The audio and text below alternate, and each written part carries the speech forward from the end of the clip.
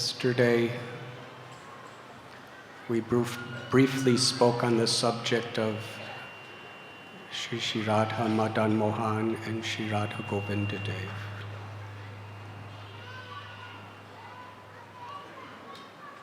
We read in Srimad Bhagavatam on the full moon night of Sharad season, Krishna wanted to reveal the crescendo of the highest love and devotion.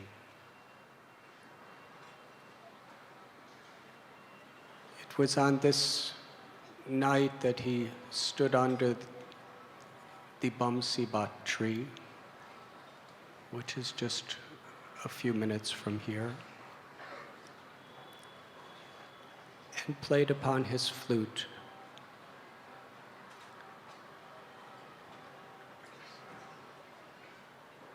The infinite love of Krishna's heart poured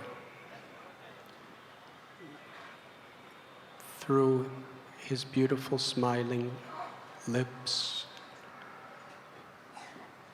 creating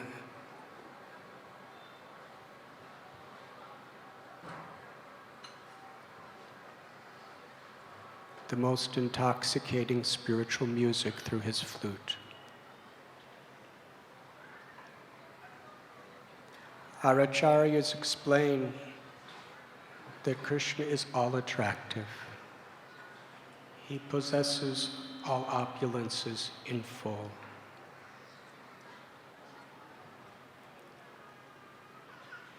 Especially his beautiful face is the essence of all sweetness.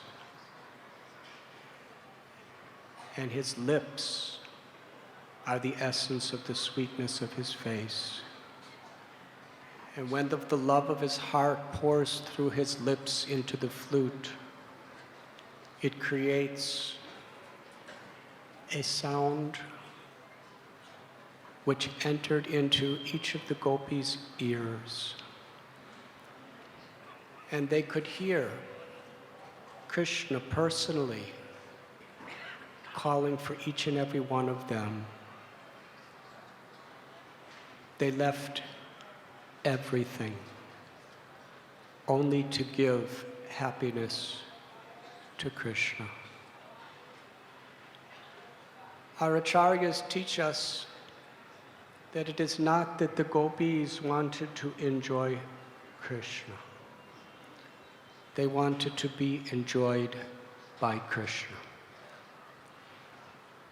And because Krishna's enjoyment is seeing them enjoy, they enjoyed infinitely only for the purpose of giving Krishna infinite enjoyment. Sri Chaitanya Mahaprabhu and the greatest, most renounced acharyas, sannyasis, babas in our line tell us that the deepest, most complete form of renunciation is the ecstatic love of the gopis of Vrindavan.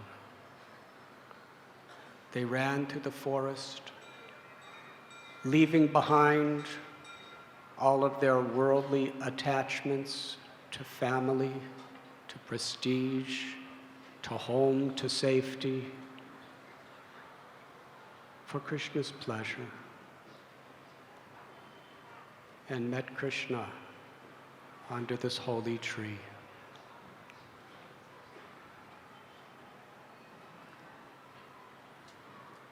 Approximately 500 years ago, Paramananda Bhattacharya, who was very, very dear friends with Madhu Pandit, disciple of Gadadhar Pandit, discovered on the bank of the Yamuna under the Bamsiba tree,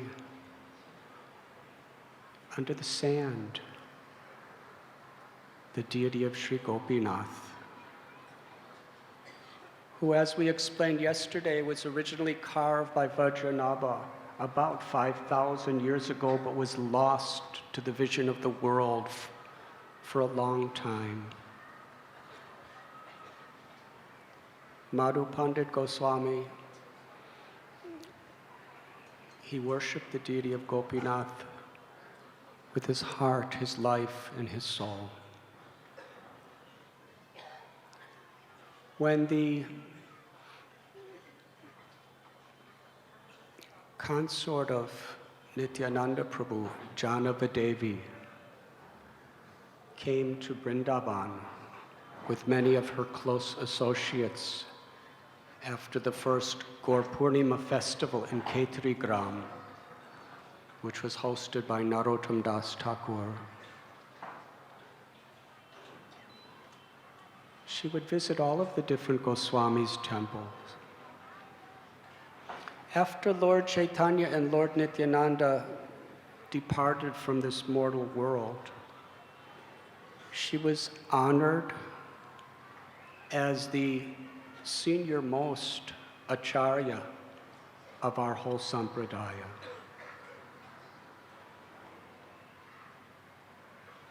And even the great Goswamis worshipped her as such. On her trip to Vrindavan,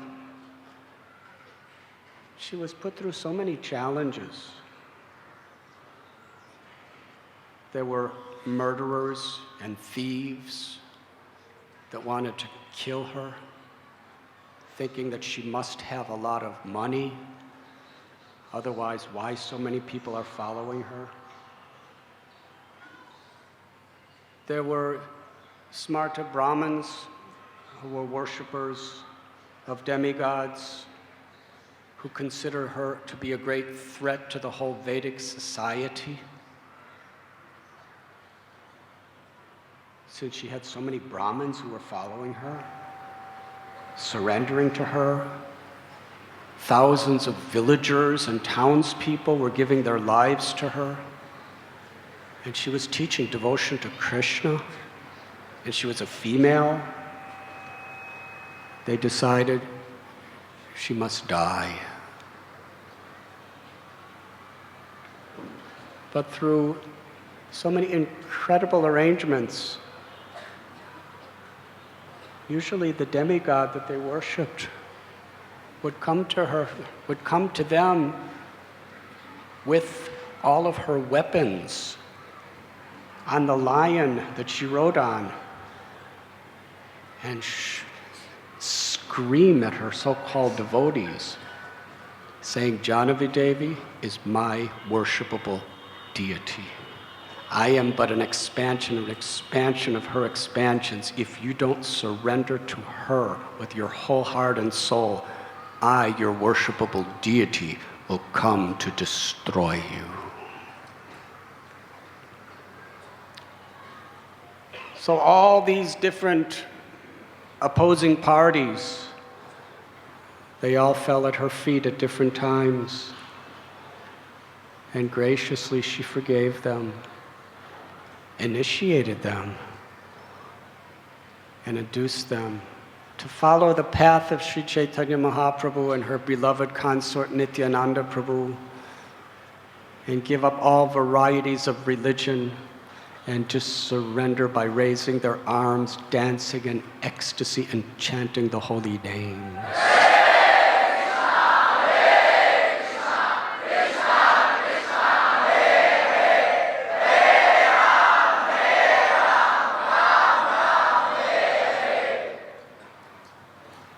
She was such a motherly soul.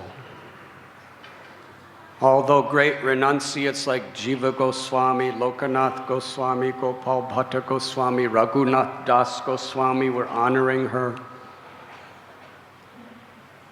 she would go to each of the temples and cook offerings for the deities, From Bengal, she brought silks and jewels specially arranged for each of the Goswamis' deities. And she would love to cook for all the devotees and personally serve them with her own hands.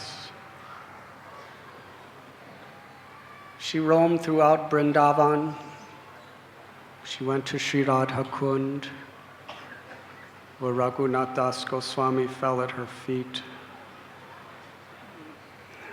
And she pacified him in his intense feelings of separation from Lord Chaitanya.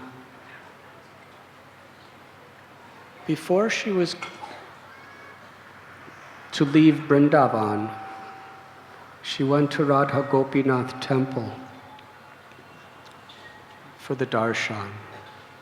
It was evening time. And just as she was there, she was looking at Gopinath.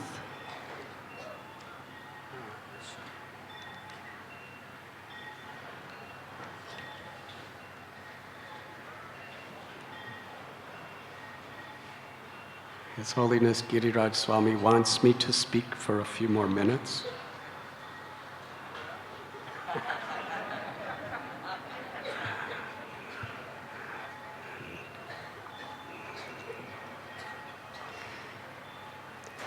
She saw that Sri Radharani was so tiny and Gopinath in comparison was very large in size.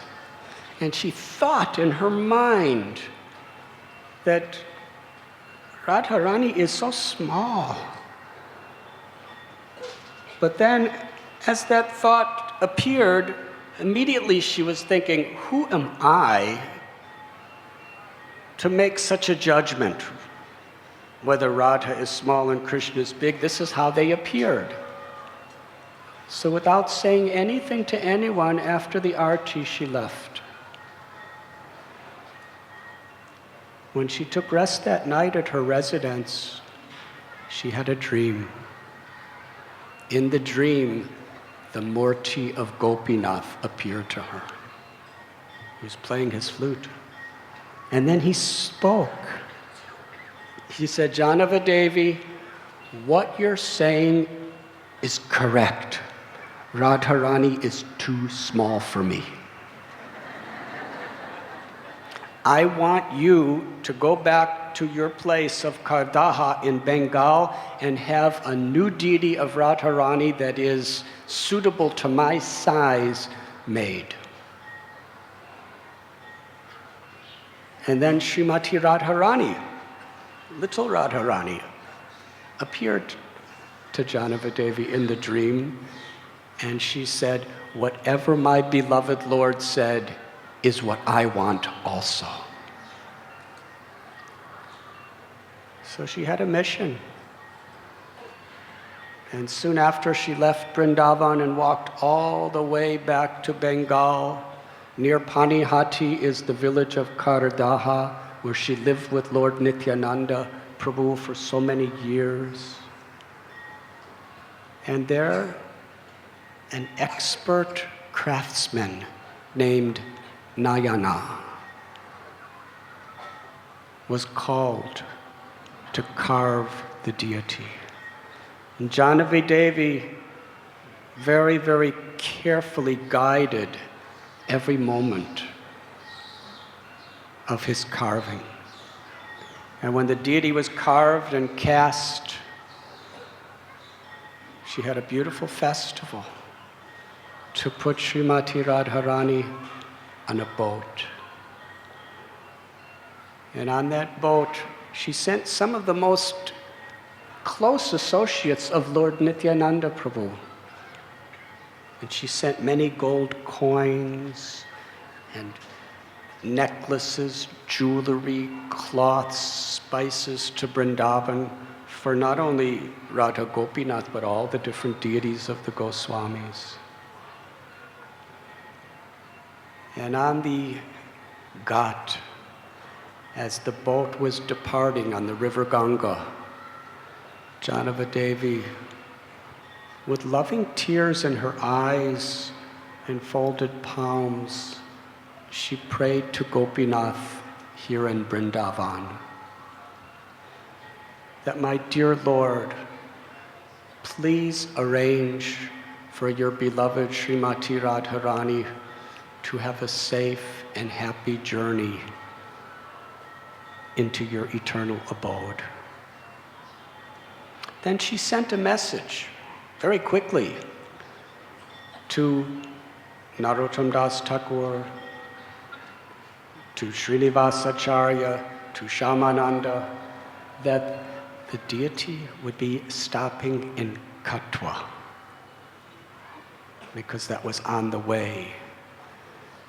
And when the boat arrived in Katwa, all these great personalities with so many of their disciples were having Harinam Sankirtan at the Ghat as Radharani with her devotees approached on a boat. And Srinivasacharya got on and started offering gifts. Narottam Das Thakur worshipped Srimati Radharani. They were all, one by one, offering their love, their devotion. And when the king, Birambir, who previously, he was a dacoit, he was actually the ruler over criminals and thieves and killers. That's how he made so much of his wealth and became so powerful. But by the influence of Srinivasacharya, he became a humble and gentle devotee who just wanted to be the servant of the servant of the servant of everyone. And when this king, Birambir, when he saw the loving exchanges of all these different devotees who came together to honor Srimati Radharani, he was struck with wonder. He understood at that time that the real testimony of true devotion is how devotees lovingly serve each other, honor each other, with Sri Radha and Krishna in the center of their lives.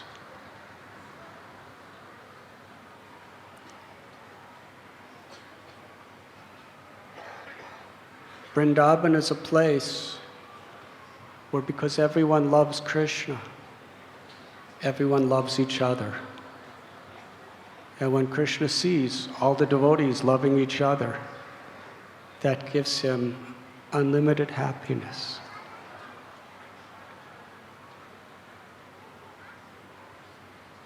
When Srimati Radharani came to Vrindavan, there was a beautiful, glorious festival to install her beside Sri Gopinath.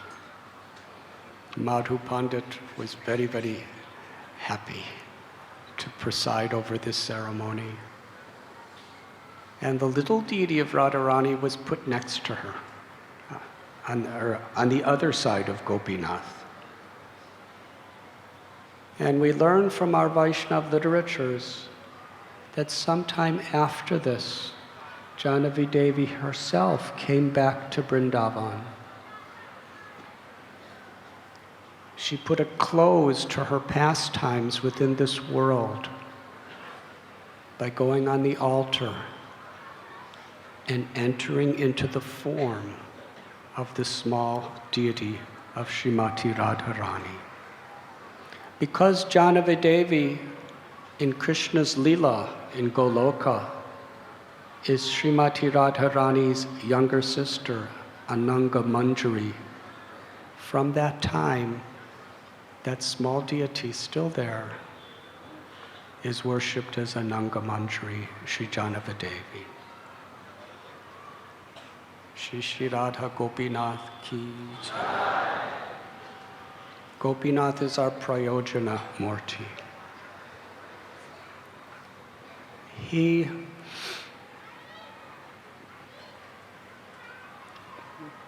is worshipped and bestows upon his devotees who worship him the ultimate perfection of the prema of the gopis. This is the single purpose of the Gaudiya Vaishnav Sampradaya. Na dhanam na janam na sundarim kavitam vajakati shakamaye mama janmani janmanishwari bhavatad bhaktirahoita kitvai.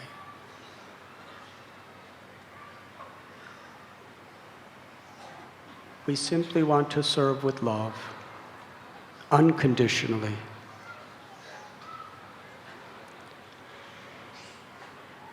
And this love of the inhabitants of Vrindavan was the special gift of Lord Chaitanya that Srila Prabhupada brought to the whole world.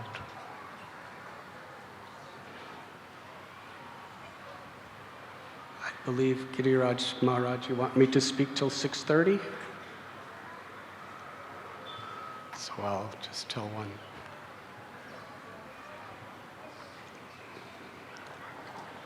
When Sri Chaitanya Mahaprabhu was on his South Indian tour, he went to Srirangam, where he danced in ecstatic love before the Murti of Ranganath. And as he raised his arms with tears of compassion toward everybody around, how could anybody resist from joining the Nam Sankirtan of Sri Chaitanya Mahaprabhu? Soon there were dozens, then there were hundreds, then there were thousands of people in Srirangam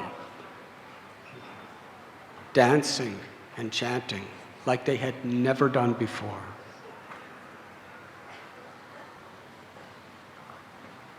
Lord Chaitanya Mahaprabhu was flooding that holy city with Krishna prema.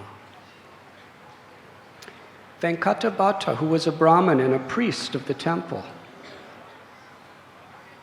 he fell in love with the Lord, fell at his feet, and invited him to his home. When Venkatabhatta welcomed the Lord into his home, he washed Lord Chaitanya's feet with great devotion. Then he took that water and sprinkled it on his own head, sprinkled on his wife's head, and his two brothers, Trimala Bhatt and Prabodhananda Saraswati, and then gave that water to his little 7-year-old son, Gopal Bhatt, to drink. Seeing Sri Chaitanya Mahaprabhu's beautiful form, feeling Sri Chaitanya Mahaprabhu's compassion, and drinking the water that had washed Lord Chaitanya's feet, the little boy fell to the ground, weeping in ecstatic love uncontrollably. From that moment, his life, his soul, his everything was only to serve Lord Chaitanya. For the next 4 months, little 7-year-old Gopal was constantly engaging in simple menial services to Lord Gauranga.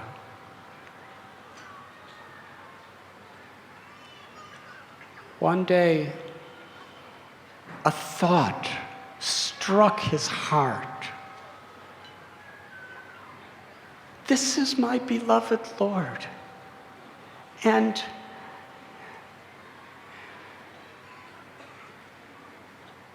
in Navadvip, he had his beautiful consort with him. He had wonderful, long, flowing hair. But now he's taken sannyas. He's renounced his home, his beloved mother, his family. He's cut his hair. He's taken off all his elegant jewels and his nice clothes to wear the drab cloth of an ascetic sannyasi. It was breaking his heart to see his Lord performing such severe austerities as a Swami. And again, throughout the day, he would be crying silently within his own heart, Why am I so unfortunate that I could not take birth in Navadvip, where I could see my Lord as the supreme enjoyer? Why have I taken birth to see him in the state of a sannyasi?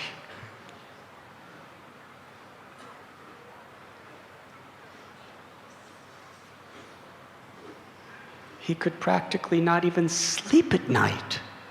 He was in such a state, crying out, "O Gauranga, O Gauranga." And toward the end of one night, he fell asleep. And as he fell asleep, he had a vision. There was Lord Chaitanya, Lord Nityananda, Advaitacharya, and the other devotees walking along the banks of the Ganges in Navadvip. Sri Chaitanya Mahaprabhu had beautiful, beautiful long hair. He had wonderful flower garlands around him, and he smiled at little Gopal.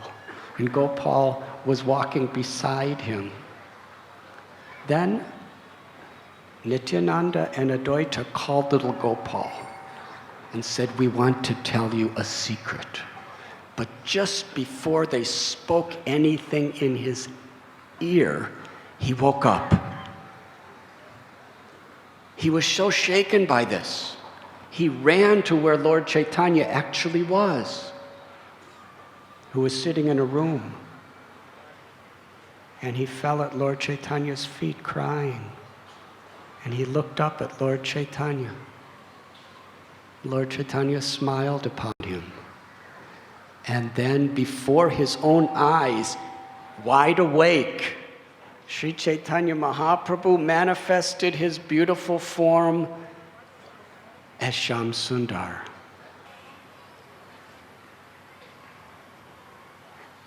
Little Gopal then saw that beautiful form of Krishna, Sri Nandanandana, transform into Navadvip Chandra. Lord Chaitanya, in his Leela in Navadvip, with his long, beautiful hair, with his arms raised, he saw Sri Chaitanya Mahaprabhu inducing the world to chant the holy names of Krishna.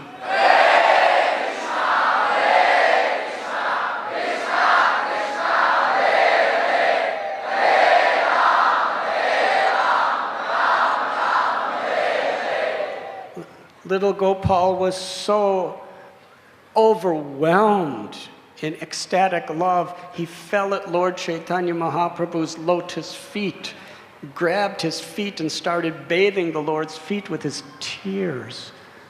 And when he looked up, Sri Chaitanya Mahaprabhu was sitting as a sannyasi. And the Lord lifted up Gopal and put him on his lap and embraced him and bathed the child with his tears as Gopal bathed the Lord with his tears. Lord Chaitanya told him, "I am sending you to Vrindavan. In due course of time, you must go there. And there you will meet Rupa Goswami and Sanatana Goswami. And you will be just like their third brother."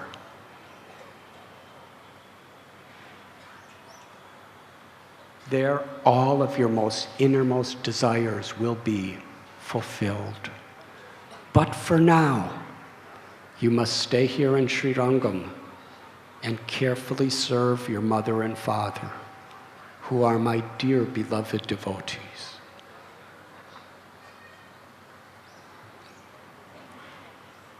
During these 4 months, the happiness of Sri Rangam cannot be explained in mortal words. But as the Chaturmasya was approaching the end, Venkata Bhatta, Trimala Bhatta, Prabodhananda Saraswati, and Gopal Bhatta, they were grieving that soon our beloved Lord is going to leave us. What will be our life?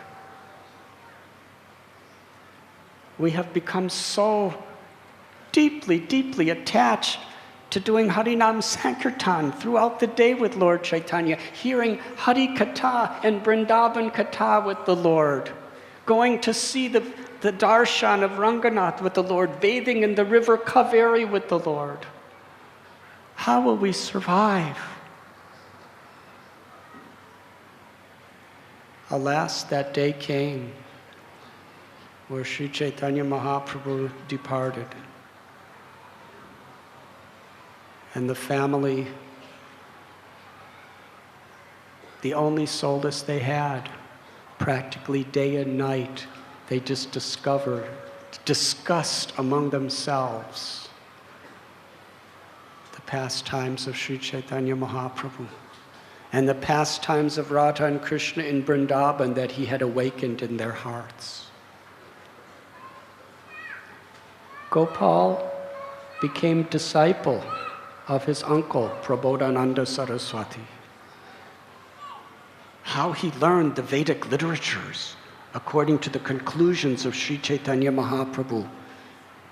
His scholarship was literally known throughout the entire land of India. And some years later, when his mother and father were about to depart from the world, they blessed Gopal. On Lord Chaitanya's direction, go to Vrindavan and serve the Lord with your heart and soul. And then chanting the names of Krishna, Venkatabhatta and his good wife passed from this world to the spiritual realm. By foot, Gopal Bhatta went to Vrindavan. At that time, Sri Chaitanya Mahaprabhu was at the Tota Gopinath temple with Gadadhar Pandit and all of his very, very close associates. And he was just wondering, whatever happened to Gopal? Of course, the Lord knows everything. But at the same time, for the sake of intimate, loving exchanges with his devotees, these are actually his feelings. Just at that moment, a messenger came with a letter from Rupan Sanatan Goswami. It said, today Gopal Bhatta has arrived in Vrindavan, and we are like brothers together for your happiness. And Sri Chaitanya Mahaprabhu was so happy. He sent with those messengers back to Vrindavan the wooden seat that Lord Chaitanya would personally sit on when he would do his worship, and his own kopan, or outer cloth, as gifts for Gopal Bhatt Goswami.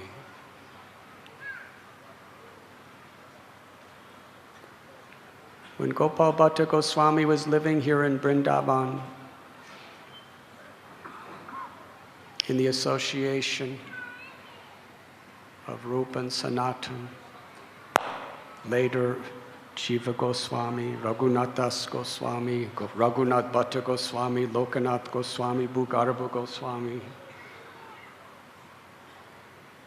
He was so dear to everyone's heart. Krishnadas Kaviraj Goswami was ordered by all the Vaishnavas to write Sri Chaitanya Charitamrita. But Krishnadas Kaviraj Goswami, he felt that he had no qualification. The only qualification was the blessings of the Vaishnavas. So he went to each and every Vaishnav with great humility, not just as a formality, but he honored, respected the Vaishnavas so deeply that he felt it's only possible with their blessings. When he came to Gopal Bhatt Goswami certainly bestowed his full heartfelt blessings on Kaviraj Goswami. but requested him, "Do not write about me in this literature." What an incredible personality. This was going to be the most important literature, the postgraduate study of Srimad Bhagavatam for all time to come. Wouldn't you like some chapters about you in that book? For all the world to read forever? But Gopal Bhatt Goswami simply wanted to see all the other devotees glorified. So only very discreetly did Krishnadas Kaviraj Goswami mention his name, while he described in great detail so many of the other associates of the Lord in Vrindavan.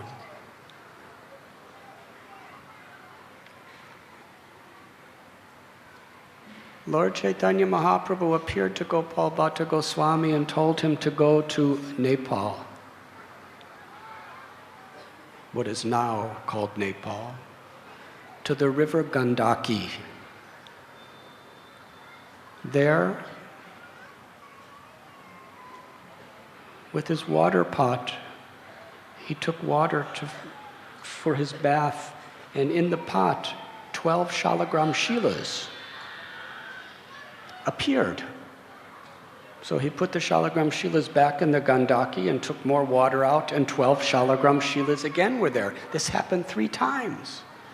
And he came to the conclusion that the Lord must want to come back to Vrindavan with me to worship in these shilas. So he brought them back and worshiped them with great devotion. One time, a very wealthy person came to Vrindavan to give ornaments and clothes and crowns to the different deities of the great Goswamis. And he offered to Gopal Bhatt Goswami. But there's only so much you can offer to a shalagram shila. In his heart, Krishna manifested himself within Gopal's heart to create the desire to be worshipped by Gopal in another form. We should understand that the heart of the desire of such pure souls are mirrors of Krishna's desire. When Gopal Bhatt Goswami was thinking, I would like to offer more intimate, loving service to the threefold bending form of Krishna, it meant Krishna wanted to receive that devotion from him. It was Narasingha Chaturdasi. And on that day, Gopal Bhatt prayed to Lord Krishna that for your little devotee Prahlad, you appeared in a transcendental form out of a stone pillar. If it is your desire, please appear from this stone shalagram shila in your transcendental form so that I can serve you. The next morning, he woke up, took his bath in the Yamuna River, collected some water to perform his abhishek, and when he came to bathe his shalagrams, one of those shilas, the Damodar Shila, had manifest the form of Krishna, standing in his tribanga, threefold bending form, playing upon his flute. So beautiful.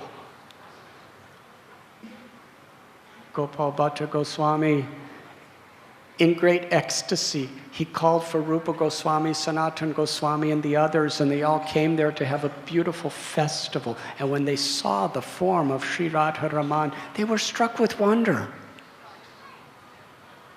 He was a self-manifesting deity that grew right out of a shalagram shila with such fine features, little teeth, and fingernails, and each of his limbs were so beautiful. We were describing how Radha Madan Mohan, Radha Govinda, and Radha Gopinath. Each of them perfectly represented the feet, the chest, and the flute-playing hands, and the face of the Lord. Sambandha, Abhideya, and Prayojana.